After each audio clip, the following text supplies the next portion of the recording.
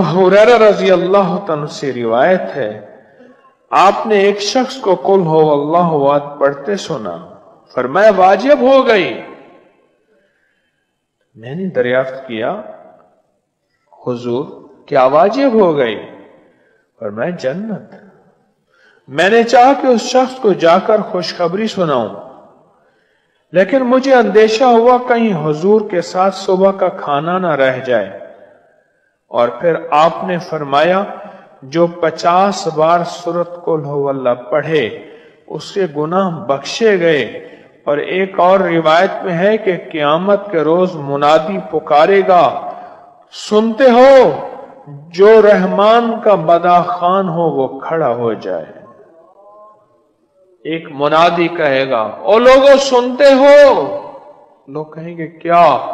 कहा जो रहमान का मदाखान है, जो अल्लाह का मदाखान है, जो मेरे रब की कवालियां और रब के नगमे गाता था, वो कौन है? और वो खड़े हो जाएं। फरमाया उस वक्त उस जहान में जहां नफ्स नफ्सी और कसमा पुरसी होगी, सिवाय कुल हुवल्लाह की कसरत करने वाले खड़े होंगे और कोई नहीं खड़ा होगा। जो कुल हुवल्लाह की कसरत करने वाले हैं वही खड़े होंगे। और इब्ने अब्बास फरमाते हैं रजी अल्लाह तआला अन्हु, जो इसको 4 रकात में 200 बार इस तरह पढ़े कि हर रकात में 50 बार पढ़े, उसको 100 बरस के यानी 50 साल पहले और 50 साल आइंदा के रब गुनाह बख्श देगा।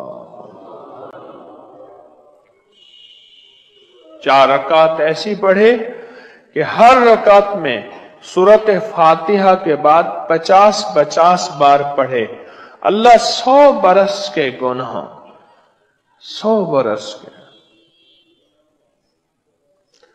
गुनाह 50 पहले के 50 बाद के बख्श देगा।